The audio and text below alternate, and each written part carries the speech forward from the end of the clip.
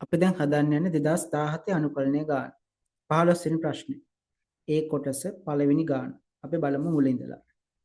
එක බෙදීම x වාරයක් x ධන 1 පූර්ණ වර්ගය භින්න භාග ඇසුරෙන් ප්‍රකාශ කර a9 අනුකලනය එක බෙදීම x වාරයක් x ධන 1 පූර්ණ වර්ගය dx හොයන්න කියලා තියෙනවා. අපි මුලින්ම මෙන්න මේ කොටස භින්න භාග වලට කඩාගෙන ඉමු. භින්න භාග වලට කඩනකොට අපි දන්නවා මෙතන එක බෙදීම x වාරයක් x ධන 1 වර්ගය කියන එක අපිට ලියන්න පුළුවන් a බෙදීම x ධන b බෙදීම x ධන 1 ධන c බෙදීම x ධන 1 වර්ගය විදියට. ඒ මොකද මෙන්න මෙතන පූර්ණ වර්ගයක් තිබ්බ නිසා අපිට සිද්ධ වෙනවා ඒක මුලින්ම x ධන 1 විදියටත් ඊට පස්සේ x ධන 1 වර්ගය විදියටත් ලියා ගන්න. හැබැයි මෙතන x ධන 1 වර්ගය විදියට ලියනකොට මෙතන cx ධන d වගේ එකක් දාන්නේ නැහැ. හරිද? දැන් මේක සුළු කරගෙන යමු. හරයෙන් ගුණ කරමු දෙපැත්තම. එතකොට වම් පැත්තේ ඉතිරෙනවා 1 කියන එක, දකුණු පැත්තේ ඉතිරෙනවා a වාරයක් x ධන 1 වර්ගය කියන එක. ඊට පස්සේ මෙතන bත් එක ඉතිර වෙනවා. මෙන්න මෙතනින් ඉතිර වෙන x1යි තව x ධන 1කුයි. x වාරයක් x ධන 1. එතකොට cත් එක ඉතිර වෙනවා x විතරක්. අපිට දැන් මෙන්න මේක ඕනනම් සුළු කරගන්න පුළුවන්. x වර්ග ධන 2x ධන 1 විදියට. මෙතන bx වාරයක් x ධන 1 ධන cx. ඊට පස්සේ අපි වම් පැත්තේ දකුණු පැත්තේ තියෙන x පදයන්ගේ සංගුණක සමාන කරන්න ගන්නවා. මේකේ තියෙන x පදයන්ගේ විශාලතම බලය තමයි මෙන්න මේ වර්ගය කියන එක. මෙතනක් තියෙන වර්ගය ඊට පස්සේ මෙන්න මෙතන ගුණ කරාට පස්සෙත් හැදෙනවා වර්ගය. ඒ කියන්නේ x ගේ විශාලතම බලය තමයි වර්ගය කියන්නේ. දෙවනි බලය. ඒක නිසා අපි දෙවනි බලයේ සංගුණක සමාන කරලා මේ ගාන හදන්න ගමු. වම් අත පැත්තේ x ගේ දෙවනි බලයේ තියෙන පද නැහැ. එහෙනම් වම් අත පැත්තේ යගේ බිඳුව. දකුණු අත පැත්තේ කීයක් තියෙද? දකුණු අත පැත්තේ දෙකක් තියෙනවා. එකක් තමයි මේක, අනිත් එක තමයි මේක. ඒ කියන්නේ මෙතන තියෙන්නේ a ධන b කියන අගය. ඊට පස්සේ x ගේ පළවෙනි බලය. x ගේ පළවෙනි බලය වම් අත පැත්තේ තියෙද නැහැ. බිඳුවයි. ඊට පස්සේ x ගේ පළවෙනි බලයේ පද දකුණු අත පැත්තේ මොනවද තියෙන්නේ? මෙන්න මෙතන තියෙනවා 2යි x1යි a1යි ගුණ වෙලා. එතකොට කීයද ඉතුරු වෙන්නේ? 2යි ax. වම් අත පැත්තේ තියෙනවා මෙන්න මේ bx එක එකෙන් ගුණ වෙලා. එතකොට ලැබෙන අගය කීයද? bx. ඊට පස්සේ මෙන්න මෙතන තියෙනවා cx. ඔය තුනේම එකතුව තමයි මෙතෙන්ට ගන්න ඕන. ඒ කියන්නේ 2යි a ධන b ධන c. සංගුණක විතරයිනේ ගන්න x පද ගන්න නැති හින්දා. ඊට පස්සේ අපි බලමු x ගේ බිඳුව වෙනි බලය. ඒ කියන්නේ නියත පද. නියත පද වම් අත පැත්තේද තියෙනවා. කීයද? 1යි. ඊට පස්සේ ඊළඟට තව තියෙන මොනවද පද? x ගේ නියත පද. මේ තියෙන a යක මෙන්න මේ එකත් එක්ක ගුණ කරාට පස්සේ ලැබෙනවා නියත පදයක්. එච්චර නේද හම්බෙන්නේ? ඔව් එච්චර. කියන්නේ මෙතනින් අපිට ඍජුවම හම්බෙනවා එක අගයක්. ඒ මොකද්ද? a ගේ අගය. a ගේ අගය ඍජුවම හම්බුණා නම් a ආශ්‍රයෙන් අපිට ගන්න පුළුවන් b ගේ අගය මොකක්ද කියලා. b ගේ අගය මොකද්ද? මම මේක මෙතෙන්ට ගන්නවා. b කියන එක සමාන වෙනවා මෙන්න මේ ප්‍රකාශනය පාවිච්චි කරලා අපිට b ගේ අගය ගන්න පුළුවන්. කීයද b ගේ අගය? b කියන එක සමානයි ඍණ 1. ඊට පස්සේ අපිට c ගේ අගය හොයාගන්න පුළුවන්. c ගේ අගය හොයාගන්න පුළුවන් මෙන්න මේ ප්‍රකාශනය පාවිච්චි කරලා. c සමානයි ඍණ 2යි a ඍණ b. a කියන්නේ 1යි. ඒ කියන්නේ ඍණ 2 ගුණ කිරීම 1 ඍණ b කියන්නේ ඍණ 1. එතකොට මෙතන ලැබෙනවා අගය ඍණ 1යි කියලා. අවසාන වශයෙන් අපිට උත්තරය ලැබෙනවා a කියන්නේ 1යි b කියන්නේ ඍණ 1යි c කියන්නේ ඍණ 1යි කියලා. හරිනේ. ඔන්න ඔය අගයන් තුන අපිට දැන් හම්බුනේ. c tie a tie b ටයි අගයන් තුන ගත්තා. අපි දැන් ඔක බින්න භාගෙන් ලියාගෙන ඉමු. එක බෙදීම x වාරයක් x ධන 1 වර්ගය කියන එක සමාන වෙනවා a කියන්නේ 1 බෙදීම x b කියන්නේ ඍණ 1 ඍණ 1 එළියට ගන්නවා x ධන 1 c කියන්නේ මොකද්ද c කියන්නේ ඍණ 1 මෙතන ඍණ 1 කියන එක එළියට ගන්නවා x ධන 1 වර්ගය ඔන්න ඕක තමයි භින්න භාග වලින් ප්‍රකාශ කරාට පස්සේ ලැබෙන අගය අපි දැන් මෙන්න මේ පළවෙනි කොටස කළා ඊට පස්සේ අපි මෙන්න මේකට යමු අපිට කියන්නේ ඔන්න ඔය උත්තරේ පාවිච්චි කරලා මෙන්න මේ ගාන හදන්න කියලා. අනුකලනය 1 බෙදීම x වාරයක් x ධන 1 වර්ගය dx. ඔන්න ඔබ අනුකලනය කරන්න කියලා. ඕක අනුකලනය කරනකොට කරන්න ඕන මුලින්ම වැඩේ තමයි ඕක භින්න භාග වලට කඩාගන්නේ. ඒ කොටස මුලින් කොටසේ කළා. ඒක නිසා අපිට මේක ලියන්න පුළුවන් 1 බෙදීම x ඍණ 1 බෙදීම x ධන 1 ඍණ 1 බෙදීම x ධන 1 පූර්ණ වර්ගය dx කියලා. දැන් මෙන්න මේ ලකුණු වලින් අපිට අනුකලනයක් බෙදලා වෙන් කරන්න පුළුවන්. ඒක නිසා අපි මේ පද වලට වෙන වෙනම අනුකලන දාමු.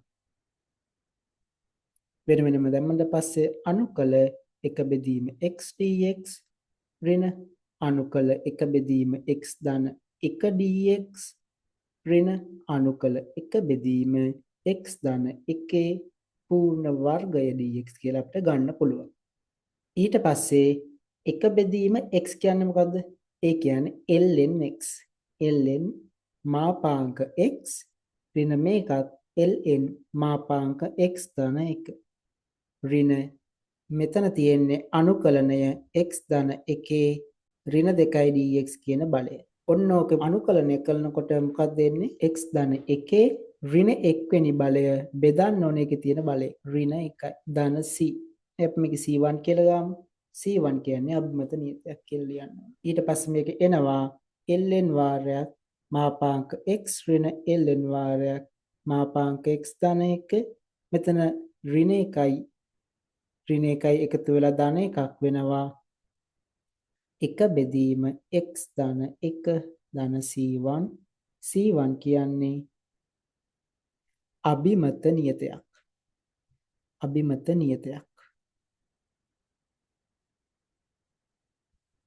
ඕක තමයි පළවෙනි කොටස දෙවෙනි කොටස කියන්නේ කොටස් වශයෙන් අනුකලනයේ භාවිතයෙන් අනුකල x වාරයක් e ඍණ x dx සොයා a9 y සමානයි x වාරයක් e ඍණ x වක්‍රයේත් x සමානයි 1 x සමානයි 2 හා y සමානයි 0 සරල රේඛාවලින්ද ආවෘත ප්‍රතිසෙහි වර්ගඵලය හොයන්න කියලා. අපි මුලින් මේක කොටස් වශයෙන් අනුකලනයේ භාවිතයෙන් සුළු කරගෙන ඉමු. මෙතන තියෙන්නේ ගුණිතයක් අනුකලනය කරන්න. ගුණිතයක් අනුකලනය කරන්න සූත්‍රය අනුකලනය u වරක් v dash dx අනුකලනය කරොත් මුලින්ම අපි එකක් තියාගෙන අනිත් එක අනුකලනය කරගෙන ඉන්නවා. අපි එහෙනම් v dash අනුකලනය කරමු. v dash අනුකලනය කළාට පස්සේ ලැබෙන උත්තරේ v කියලා. ඍණ අනුකලනය වෙච්ච එක තියාගෙන. ඒ කියන්නේ v. මෙන්න මේ ඊළඟ එක අපි අවකලනය කරනවා. u කියන එක අවකලනය කළොත් මොකද්ද? u dash dx. ඔන්නයි සූත්‍රම අපි මෙතෙන්ට ආදේශ කරමු. අනුකලනය x වාරයක් e ඍණ x dx කියන්නේ මුලින් අපි x කියන එක තියාගෙන e ගේ ඍණ x කියන එක අනුකලනය කරමු. ඒ කියන්නේ අපි x කියන එක ගන්නෙ u වගේ e ගේ ඍණ x කියන එක ගන්නෙ v dash වගේ. x තියාගෙන e ගේ ඍණ x කියන එක අනුකලනය කරත් ලැබෙන්නේ මොකද්ද? e ගේ x අනුකලනයෙන් ලැබෙන්නේ ex මයි e ගේ ඍණ x අනුකලනය ලැබෙන්නේ e ගේ ඍණ x ඍණ 1 වෙනි බලය බෙදන්න ඕනේ එකේ තියෙන බලය ඍණ 1යි. අඩු කිරීම අනුකලනය වෙච්ච එක වාරයක්. ඒ කියන්නේ අනුකලනයෙන් ලැබිච්ච ප්‍රතිඵලය මෙන්න මේක වාරයක්. ඊළඟ එකේ අවකලනය. මේකේ අවකලනය මොකද්ද? x ගේ අවකලනය 1යි. dx. මෙතන එන වෙන ඍණ x e ගේ ඍණ x කියලා ඍණ ධන වෙනවා ආයෙනවා e ගේ ඍණ x අනුකලනය dx කියලා. ඍණ x e ගේ ඍණ x ධන e ගේ ඍණ x කියන එක අනුකලනය කළාට පස්සේ ලැබෙන්නේ e ගේ ඍණ x බෙදීම ඍණ 1 කියලා. මෙතන අපි C2 කියලා ගමු. C2 කියන්නේ අභිමත නියතයක්. එතකොට අවසාන ප්‍රතිඵලය එන්නේ මොකද්ද? e ගේ x e ඍණ x ධන විතර ඍණ e ගේ ඍණ x ධන C2. C2 කියන්නේ අභිමත නියතයක්.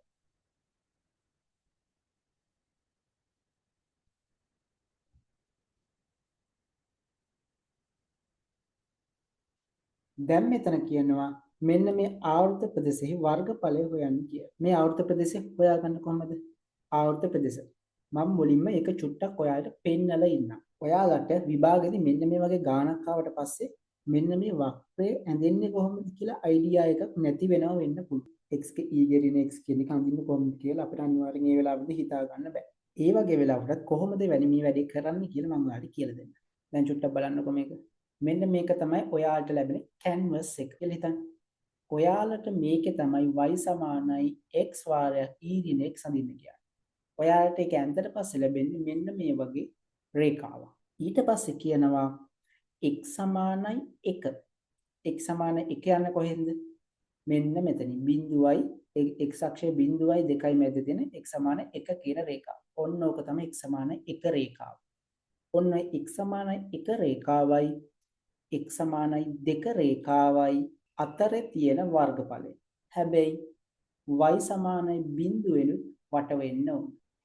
ඒ කියන්නේ මෙන්න මේ වර්ගඵලය තමයි ඔයාලට හොයන්න වෙන්නේ.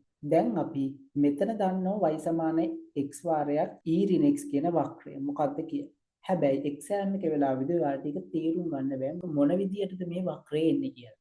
මෙන්න මේ වගේ අවස්ථාවකදී අපි මුලින්ම ඛණ්ඩාංක තලය ඇඳගමු. මේ තියෙන y මේ තියෙන x. එයාලා අපිට කියනවා x සමානයි 1. මේ තියෙන 1. x සමානයි 2. මේ තියෙන 2. x සමානයි 1 රේඛාව මේක. x සමානයි 2 රේඛාව මේක. ඔය දෙකටයි y සමානයි 0. ඒ කියන්නේ මෙන්න මේක.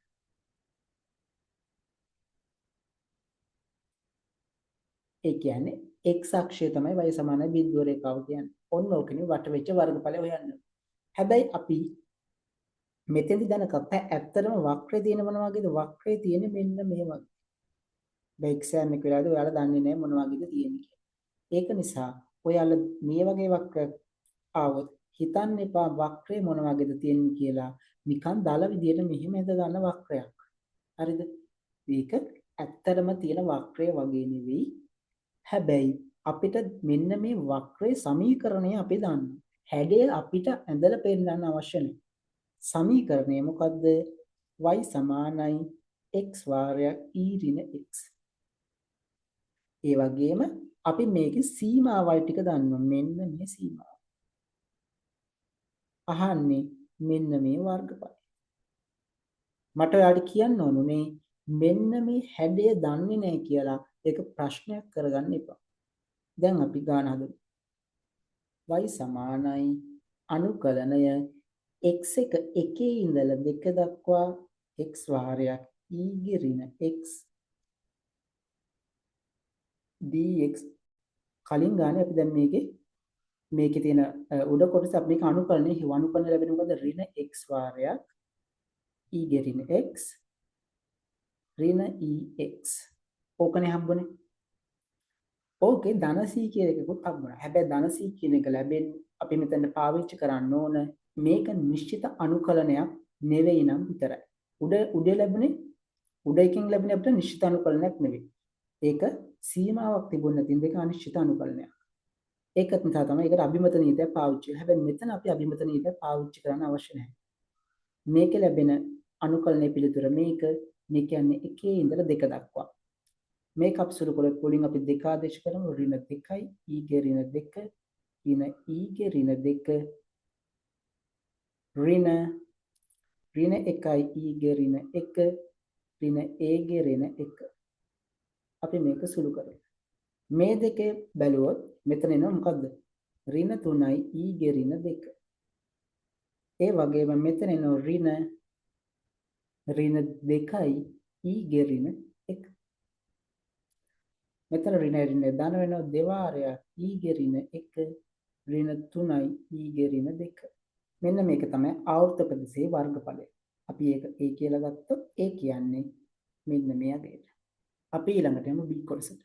මේ ගාන දෙවෙනි කොටස කියන්නේ C විශාලයි බිඳුව වෙනකොට I කියලා අනුකරණයක් දීලා තියෙනවා.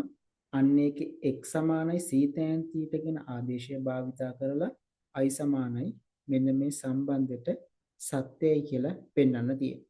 කොහෙන්ද පටන් ගන්න? අපිට කියලා තියෙනවා මේ x සමානයි c tan θ කියන ආදේශය පාවිච්චි කරන්න කියලා. අපි දැන් මේකේ x සමානයි c tan θ කියන ආදේශය පාවිච්චි කළොත් මොනවද වෙනස් වෙන්නේ? ඒ කියන්නේ මෙන්න මේ x කියන හැම දෙයක්ම θ භාවිතයෙන් ලියන්න කියලා තියෙනවා. අනිවාර්යයෙන්ම මෙන්න මේ කොටස වෙනස් වෙනවා. ඒ වගේම මේ x තියෙන සෑම තැනක්ම වෙනස් වෙනවා. ඊට අමතරව මෙන්න මේ සීමාව උදාහරණයක් විදිහට මෙතන තියෙන්නේ බිඳුවේ සිට c දක්වා තමයි සීමාව තියෙන්නේ. හැබැයි මේ බිඳුවේ ඉඳලා c දක්වා තියෙන සීමාව මොකකට සාපේක්ෂවද දීලා තියෙන්නේ? x ට සාපේක්ෂව. මේ x ට සාපේක්ෂ සීමාවක් තමයි මෙතන බිඳුවේ ඉඳලා c දක්වා කියලා දීලා තියෙන්නේ. අපි ඔන්න ඔය සීමාව තීතට සාපේක්ෂ සීමාවක් දක්වා අපි වෙනස් කරන්න ඕන. ඔන්න ඔය තැන් හැම දෙයක්ම අපිට වෙනස් කරන්න ඕන. අපි බලමු පියවරෙන් පියවර මුලින් මේක කොහොමද කරන්න කියලා. I සමානයි අනුකල බිඳුවේ ඉඳලා c දක්වා ln c ධන x c වර්ග ධන x වර්ග dx. අපිට දැන් මෙන්න මේකේ dx කියන පදයට එන අගය හොයාගන්න නම් අනිවාර්යයෙන්ම මොකද්ද කරන්න ඕන? මෙන්න මේ ප්‍රකාශනය අපි අවකලනය කරන්න ඕන. ඔන්න ඕකෙන් අවකලනය කරනාට පස්සේ ලැබෙන උත්තරය අපි බලමුකෝ. x සමානයි c tan θ. එහෙනම් dx එන්න නම් දෙපැත්තම මොකද්ද? θ විශේෂයෙන් අවකලනය කරන්න ඕන. dx dθ කියන එක සමාන වෙනවා c කියන්නේ නියතයක් tan θ කියන එක අවකලනය කළාට පස්සේ මොකද්ද ලැබෙන්නේ? sec වර්ගයේ θ.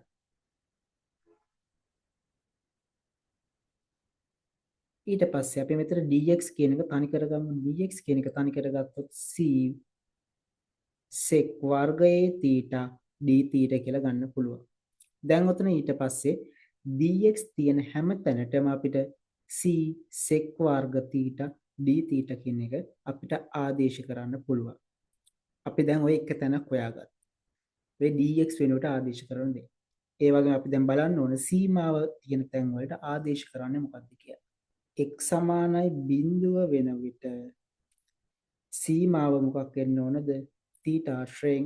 ඒ කියන්නේ අපි මෙන්න මේකට ආදේශ කරමු. x සමානයි c tan θ ට. x ට බිඳුව වෙනකොට c වාරයක් tan θ. එතකොට එනවා θ කියන්නේ කීයද?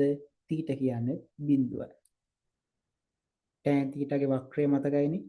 මෙන්න මෙහෙම තියෙන. නේද? එතකොට මොකද වෙන්නේ? x කියන එක බිඳුව වෙනකොට තමයි θ කියන එකත් බිඳුව වෙන්නේ. ඒ වගේම තමයි x සමානයි c වන විට. අපි මෙතෙන්ට අගේ හිවුවා දැන් මෙතෙන්ට අගේ තමයි හොයන්න යන්නේ. x සමානයි c වන විට x සමානයි c tan θ කියන එකට ආදේශ කරමු. x ට c වුණා. c tan θ. මේකට මේක කැපෙලා යනවා. θ කියන්නේ මොකද්ද? sorry. මෙතන tan θ කියන්නේ මොකද්ද? 1යි. tan θ 1 වෙන්නේ θ සමානයි 5 බෙදීම 4ෙදි. ඒක නිසා මෙතෙන්ට ගන්න පුළුවන් අපිට අලුත් විදිහට මේ අනුකලනය ලියා ගන්න පුළුවන්. I සමානයි අනුකල බිඳුවේ ඉඳලා 5 බෙදීම 4 දක්වා ln c ධන c tan θ බෙදීම c වර්ග ධන c වර්ග tan වර්ග θ වාරයක් dx කියන්නේ මොකද්ද? c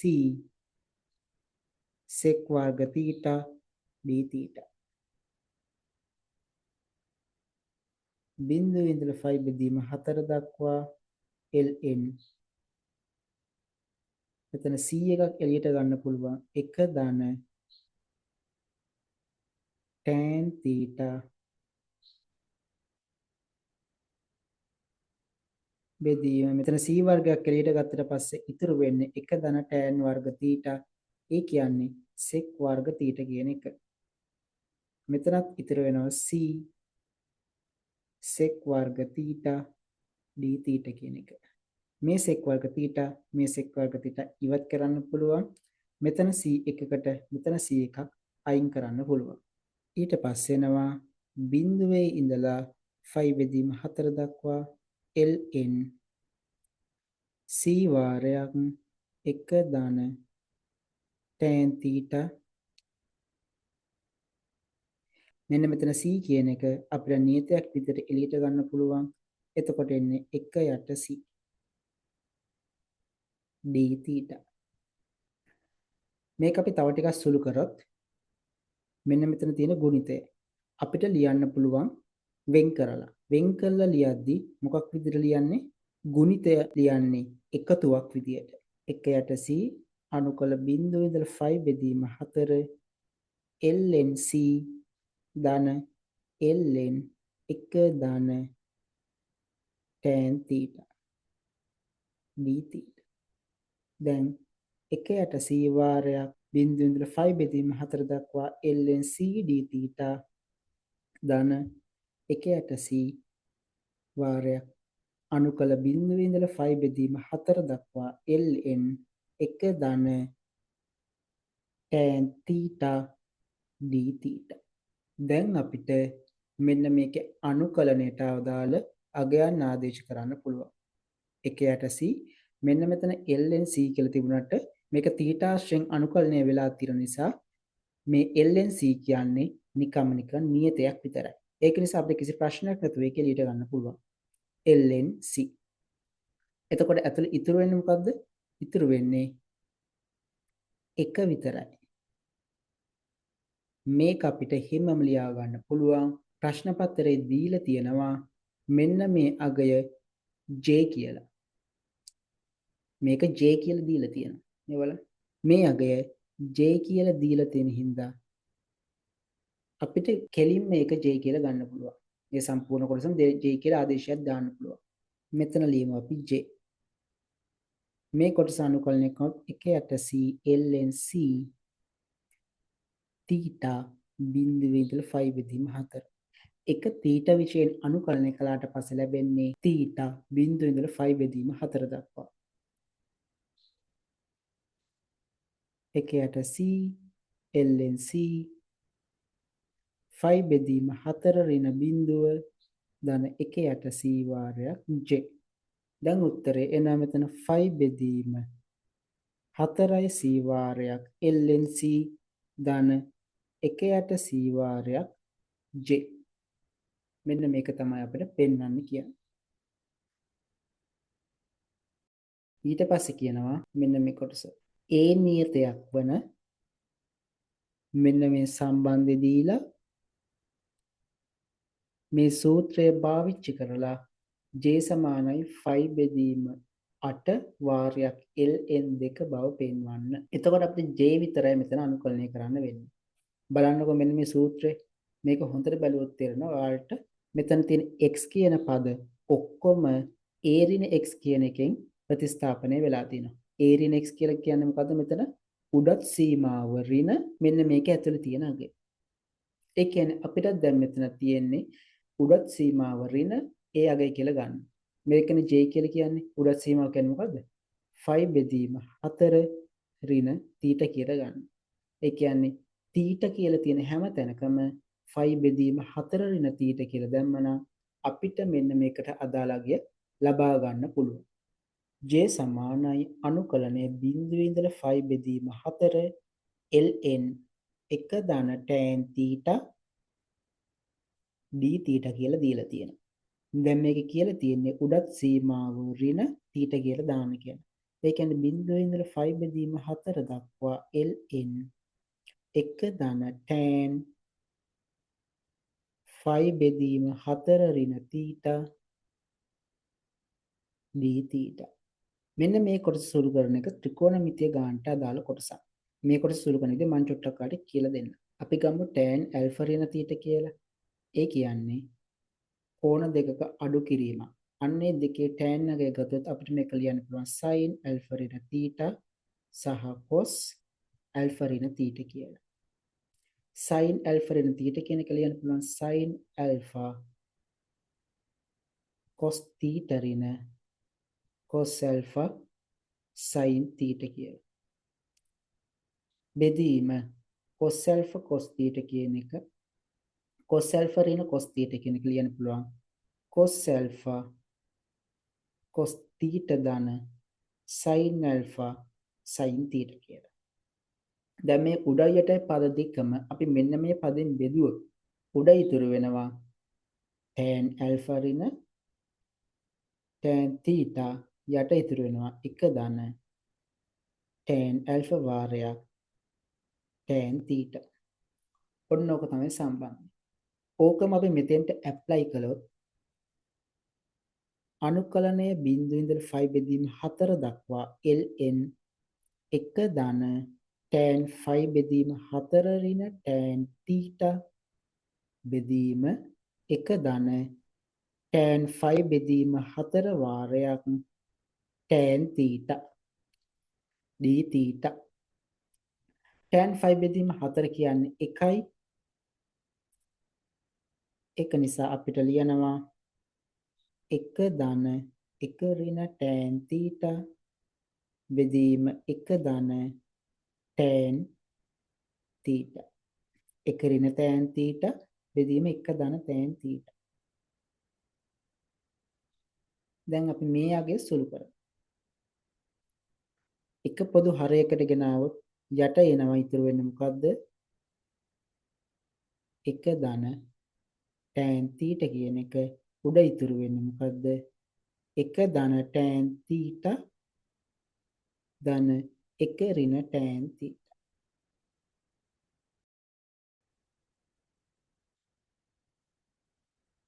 මේකට මේක කැපිලා යනවා. එතකොට උඩ ඉතුරු වෙන්නේ කීයද? අනුකලනයේ බිඳුවේ ඉඳලා 5 බෙදීම 4 දක්වා ln 2 බෙදීම 1 ධන tan theta d theta කියන එක. මේකේ අපිට මෙතන ln වල බෙදීමක් කියන්නේ මොකද? අපිට ඒක අඩු කිරීමක් විදිහට ලියන්න පුළුවන්. බිඳුවේ ඉඳලා 5 බෙදීම 4 දක්වා ln 2 අඩු කිරීම ln 1 ධන tan theta d theta. දැන් මෙතන ln 2 කියන්නේ මොකද? නියතයක්. නියතයක් නිසා අපි ඒක එළියට ගමු. බිඳුවේ ඉඳලා 5 බෙදීම 4 දක්වා. එතකොට ඇතුළේ ඉතුරු වෙන්නේ මොකද්ද? 1. ඒ වගේම මේක ඍණ ලකුණෙන් අනුකලන දෙක වෙන් කරනවා. ඍණ අනුකල බිඳුවේ ඉඳලා 5 බෙදීම 4 දක්වා ln 1 ධන tan theta d theta. ඊට පස්සේ මෙතන ln 2 1 කියන්නේ මොකද්ද? 1 අනුකලන කියන්නේ බිඳුවේ ඉඳලා 5 බෙදීම 4 දක්වා d theta කියන එක අඩු කිරීම බිඳුවේ ඉඳලා 5 බෙදීම 4 දක්වා ln 1 ධන tan theta d theta කියන එක. තේරුණාද? මෙන්න මේ පදේ අපි කලිනුත් හැඳින්වුවා. මොන විදියටද? මේ තියෙන්නේ. අපි මේක ගත්ත j අකුර විතර. ඒ කියන්නේ අපි j කියන එක අනුකලනය කරගෙන ගියාට පස්සේ ආයෙම j එකක් ඇවිල්ලා තියෙනවා. මේ බලන්න. අපි j තමයි අනුකලනය කළේ. ඒ කියන්නේ ln 1 ධන tan theta තමයි අනුකලනය කළේ. අනුකලනය කරගෙන යනකොට අවසානටත් ආවේ මොකද්ද?